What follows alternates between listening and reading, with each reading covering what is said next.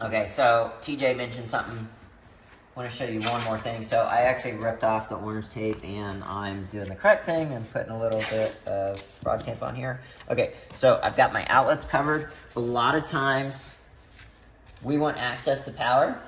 So an easy way is, you know, just frog tape it up and then press your power right through. And now you can like get all this painted and all that stuff. Sometimes it puts a little bit of tape into the receptacles. If that's the case and you don't want to do that, see there's a little bit right here. Usually it pulls out pretty easily. This is the second tape because TJ forgot to turn on the daggum camera. I can see I have a little piece right there. Probably don't want to be doing that in the live one. I think this is your live one. You electricians can tell me which is which, but we don't do it this way, but you can plug your power in first, and then it's whatever.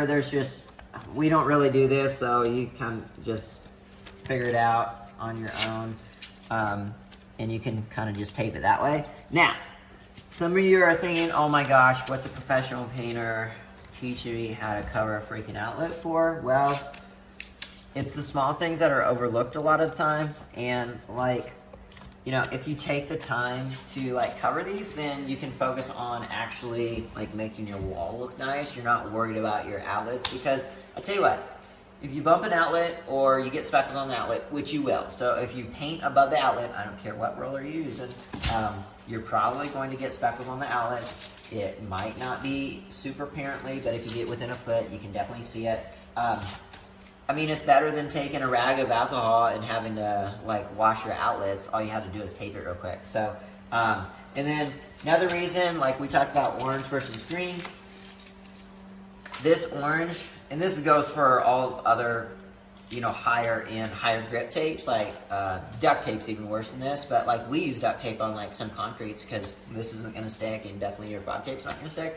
But like I was showing earlier, we wouldn't do this like on the job sites because we might leave that there for like 2, 3, 4, 5 days sometimes, depending on like what kind of project. Let's say we were painting the trim and then we were painting the walls.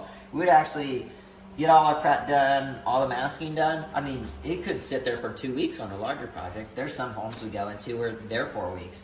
And so not gonna happen if I put it right on, right off, but just with the elements and the heat, you know, I'm probably going to get a little bit of residue on this, and I don't want to clean that off the outlet. So I know that your green frog tape's more expensive, but so is your time. So that's the reasoning for that. But you're painting your own project. You decide what you use. This is just kind of what we use, and that's just kind of a tip. I thought we were just sitting in here and we were looking at these outlets, and that's just, you know, something that we run into. So.